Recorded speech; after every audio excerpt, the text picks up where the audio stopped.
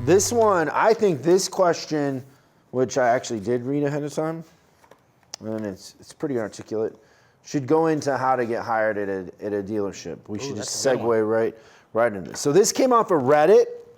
So we pulled this off of Reddit, so it wasn't actually submitted to us, but the user is MTH281 asked, I've talked to 2 dealerships who seem interested in hiring me. I've never worked at a dealership, let alone as an advisor, so I'm a little cautious about taking the job.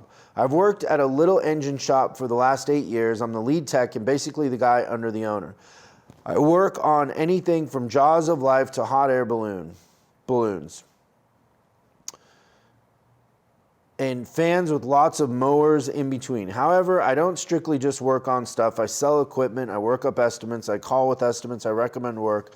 I listen to how the customer reacts so I know how to word something and give them options I think they would be okay with. I order my own parts. I'm the guy that can tear apart a blown engine and tell you exactly what failed, whether it was mechanical or a failure of maintaining the engine properly. I'm also the guy that recommends things to people to extend the life of their equipment, and also small stuff like why an oil change during the break-in period is so important. So what should I expect? Is the pay worth it? How could I excel? The hours don't seem great, but my current hours are great. Both dealerships told me average income is 40 to 100,000. Look at that range. 40 to 100,000. I currently make 32,000 with no benefit. So, myth 281. Let us tell you a couple things about this and how you would get hired at a dealership. So first of all, the range of 40,000 to 100,000, the most we've seen an advisor make is what, 420,000 in a year? Yeah. Is that right? Is it 420 or 430? It's something in that neighborhood. Mine's a little lower, but yeah, it's around that number for sure.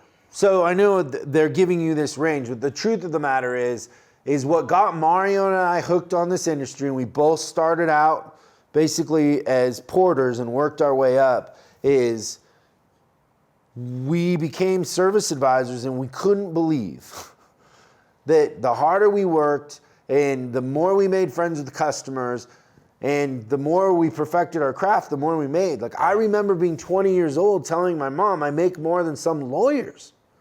And there's a good and bad to that. One is you're making more income than you would at a vocational school or something, like, going to college, that sort of thing. Because it didn't take me long. I was making 120,000, and I'm in my, I'm just a kid. Early 20s, I get it. It's crazy. And I'm making 120 grand a year.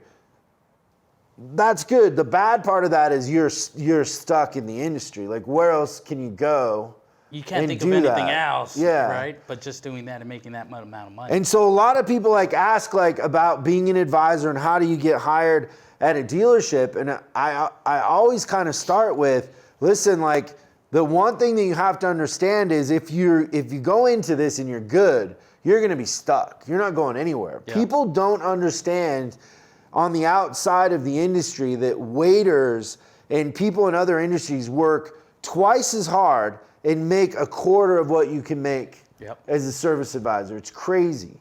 Like, people in the food industry that work, literally they'll work 7 days a week and they're making $16 an hour. And as an advisor, if you connect with customers and you're good and you really try to, perfect your craft, you approach it like a pro, you can make you can make a great living. And so kind of coming into a dealership and the things that you want to think about to get hired in a dealership, the first thing is understanding how life-changing it is if you get hired in the right place. Right. And that's a part of it too, because some places you don't want to get hired. But what would you say, Mario, somebody coming in from the outside as an advisor, what are service managers looking for? I mean, if the two most things I think service managers are looking for are you customer friendly.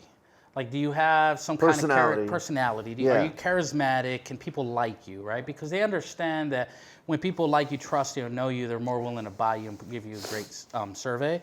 But I think number 2 is you got to have some type of understanding of what you're going to be doing. In addition to loving the brand, I think it's important, right? There's so many different brands you can go into, but I think in picking a brand that you either have some passion for or have an understanding for, it's going to help you kind of get a little more knowledge, right? Would you not agree with those?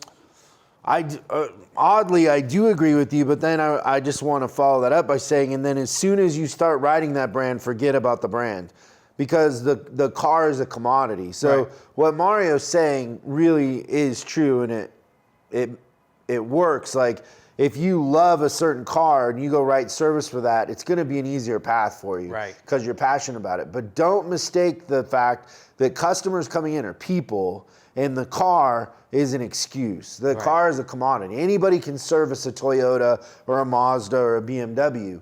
So even if you're a huge BMW fan, that helps for sure. Right. But don't forget that people are the most important part of the whole equation. Right, absolutely. Two of my first jobs, Chris, I'm sure we had a side conversation about this, but my first job was selling chocolates door to door. Some people might call it, a side gig. Some people might call it a job. I was getting paid. I looked at it as a job. But it's one thing that I realized right there is you have to be charismatic for people to want to buy off of you.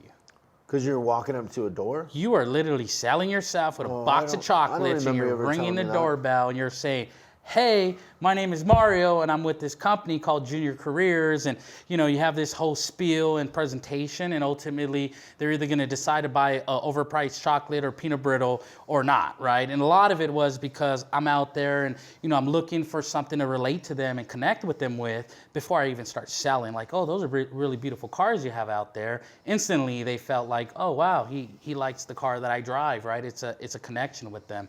But number 2, and I know I've told you this before, is when I worked for Penske at Longo Toyota as a porter, and it still just resonates with me to this day, was it would say at the bottom of my paycheck as a porter, this paycheck was brought to you by our customers.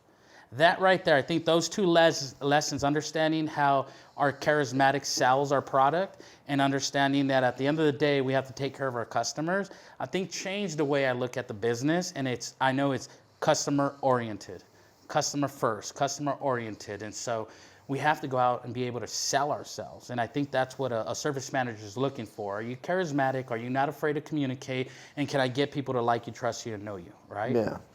Yeah, that's good. So the other thing with that we might suggest is, why don't you go in for service a couple times and get oil changes to see what the process is like? That's good.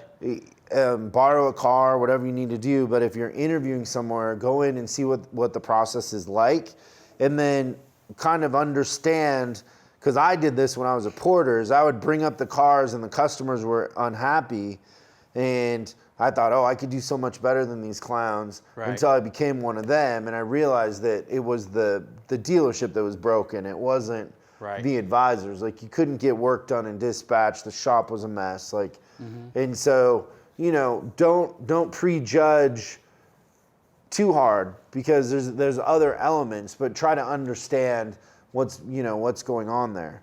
And so I think, like, your personality is the first thing in the door, and then your enthusiasm for the brand and for cars is a big deal. And then any accomplishments that you've had previously. Like, every time I've interviewed an advisor that brought, like, their trophies from being the top salesperson at AAA, or winning some athletic thing in college, or a junior Olympic gold medal or whatever, those individuals have always been high performing advisors.